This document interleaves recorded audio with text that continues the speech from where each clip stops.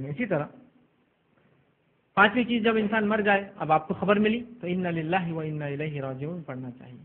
یہ سنت ہے، کسی بھی چیز کے گمنے اور کھونے پر یہ پڑھنا چاہیے. آپ صلی اللہ علیہ وسلم نے فرمایا اور یوں فرمایا حدیث کے اندر، اور آپ کہتے ہیں جس بندے کو کوئی مصیبت پہنچے اور وہ اس مصیبت پر یوں کہیں انا للہ و انا الیہ راجعون. مصیبت یہ نہیں کہا صرف موت بھی ایک مصیبت ہے، کسی چیز کا گمنا مصیبت ہے، کسی چیز کا کھونا مصیبت ہے، کوئی چیز نہ مل رہی مصیبت، سب ہے. کوئی چیز کے گمنے پر، کھونے پر، چلے جانے پر، مر جانے پر، صحت جانے پر، آپ سب پر انا للہ میں پڑھ سکتے ہیں انا الیہ راجعون. کوئی چیز کے نقصان پر اور مصیبت پر یہ کلمہ ضرور پڑھیے.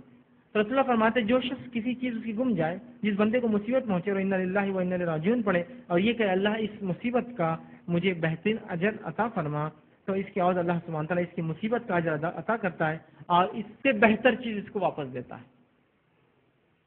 ہم کو بھی کیا کرنا، جب بھی کچھ سنیں، کسی کا نقصان، کسی کی خبر، کسی کی صحت چلی گئی، کسی کو بیماری آئی، کسی کا نقصان ہو گیا، کسی کا گھر جل گیا، گاڑی کی چابی نہیں مل رہی، جانور کھو گیا، کچھ بھی ہو، انا للہ و انا الیہ راجعون، اے اللہ اس نقصان کا مجھے بہترین بدلہ دے. یہ کریں گے تو اس نقصان کا ہمیں بہترین بدلہ ملتا ہے. اسی طرح آپ صلی اللہ علیہ وسلم فرماتے ہیں، یہ مسلم کی روایت تھی، یہ والی روایت بخاری کی، آپ نے فرمایا اللہ تعالیٰ فرماتا ہے، یہ حدیث قدسی ہے، اللہ تعالیٰ فرماتا ہے کہ میرے نزدیک میرے اس بندے کا بدلہ اہل دنیا میں جس کی میں پسندیدہ چیز کو چھین لوں.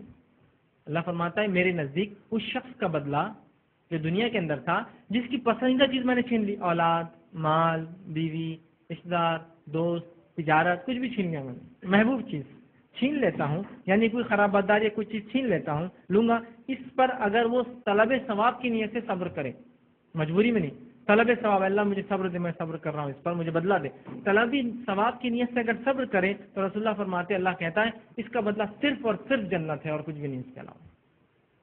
کسی کا نقصان ہو گیا اور وہ صرف یہ نیت کر رہا ہے کہ اللہ میں تیرے لیے صبر کر رہا ہوں اور کچھ مجھے دکھانا نہیں ہے، کچھ میں ڈر رہا نہیں ہوں کسی سے، صرف طلب ثواب کی نیت سے اللہ میں تیرے لیے صبر کر رہا ہوں، رسول اللہ فرماتے اس کا بدلہ صرف جنت سے کچھ نہیں. حدیث قدسی ہے.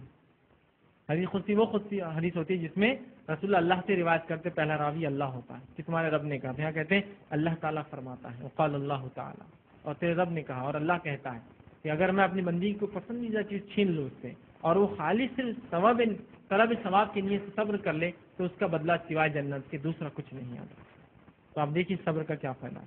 ٹھیک، اب بہرحال یہ بھی ہو گیا، آپ نے پڑھ بھی لیا. اب میت کو غسل دینے کا مرحلہ، زیادہ دیر نہیں کرنا چاہیے، میت کو جتنا ہو سکے جلدی. رسول اللہ صلی اللہ علیہ وسلم فرماتے ہیں کچھ چیزیں جس میں بالخصوص تین چیزیں ایسی ہیں جس میں جلد بازی کرنا چاہیے. پہلا کہا اگر کوئی مر جائے تو اس کو دفنانے میں جلدی کرنا چاہیے، خواہ تاخیر میں.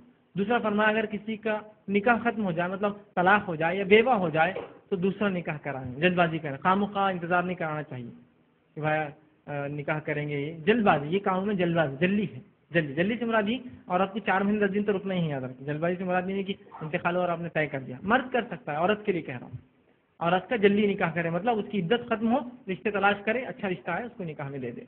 تو میت کو بھی آپ کو اور ہم کو جلدی کرنا ہے. یاد رکھیں ٹھیک ہے. پھر اس میں ہم جو ہے اس کو میت کو جو ہے غسل دیں.